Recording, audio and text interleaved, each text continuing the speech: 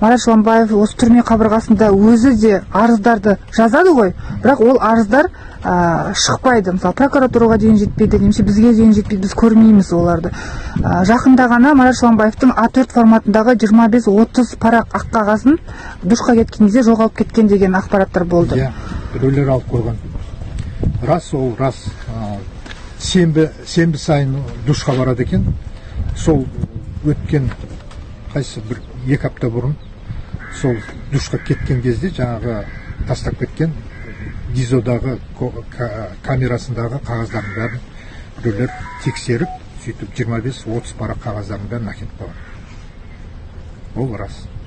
Енді осы ұрлық қой, не дегенмен де осы бойынша біз арыздан аламыз ба? Енді ол арызды өз жазу керек. Қағаздарын алып қойса, оған арыздары шықпаса. Мен арыз жазуға оны мысалы мен білмеймін ғой, қандай қағаздарын алғанын. Өзі біледі ғой нақты. Өзі жазса, оған жағы керекті шара қолданады деп ойлаймын. Жалпы пульс 40 деген өте төмен пульс. 42 деген өте төмен пульс. 90-да 60 тоже төмен давление. Салмағы жағынан білмейді, айтамайды. Салмақ онша неғмайды дейді ғой, аштық кезінде. Көңіл күйі дұрыс. Барлықтарыңызға сәлем айтып жатыр, рахметін айтып жатыр. Осындай қолдағандарыңа, келгендеріңе, өстіп ұмытпағандарыңа деп өзінің алғысын білдіріп жатыр. Передачка жайлы. Что-то надо, помимо продуктов? Пока еш нәрсе айтқан жоқ ол жағынан. Бірдеме керек деп. Марат бүгінгі күнді есептегенде 26 күн болды. Аштық жариялаған сол 26 күні болды. Бүгін аштықтың денсаулығы дұрыс. Өткенде маған бір хабар жеткен. Маратқа осындай күш көрсетіп жатыр екен. Жаңағыдай біреулер жаңағыдай угроз жасап жатыр екен деген, бірақ оның бәрі басқа адамдарға тиісті екен. Бірақ енді 26 күн аштық деген оңай емес, су ішіп жатыр, пульс 42, давлениесі 90-да 60. Ең бұл жерде енді қызықты жағдай,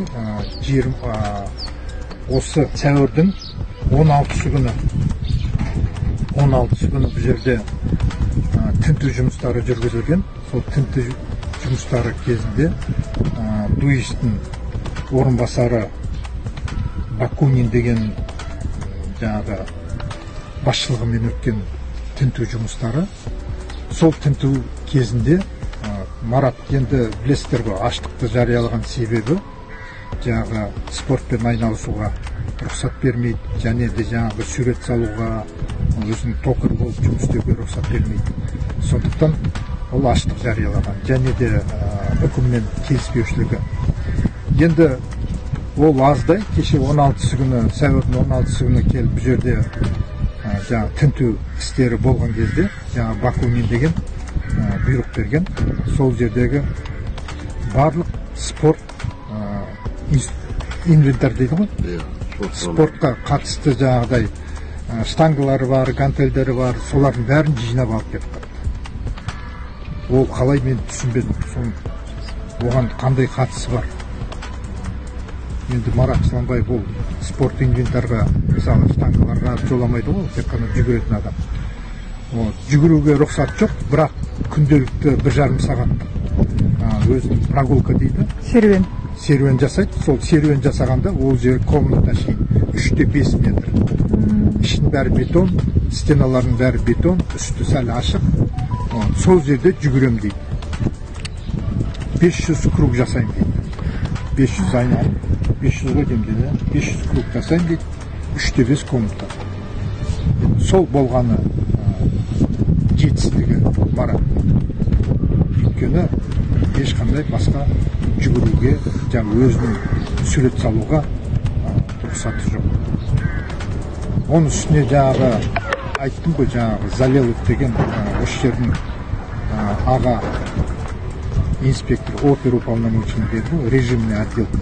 Ол енді жаңағы тінту барысындағы осы менің қағаздарыма тиісіп, арыз алып шықпайсың, ешқандай құжат алып шықпайсың деп енді қылмыстық процессуалдық кодекстің жағы сосын атқару кодексінің баптарын өрескел бұзып сөйтіп маған күш көрсетпек болып сол қағаздарымды өзім жазған мына бір парақ қағазымды соны алып қоямын деп әрекет жасады. Сондықтан мен ойлап отырмын басшылары оған бір шара қолдануы тиіс деп.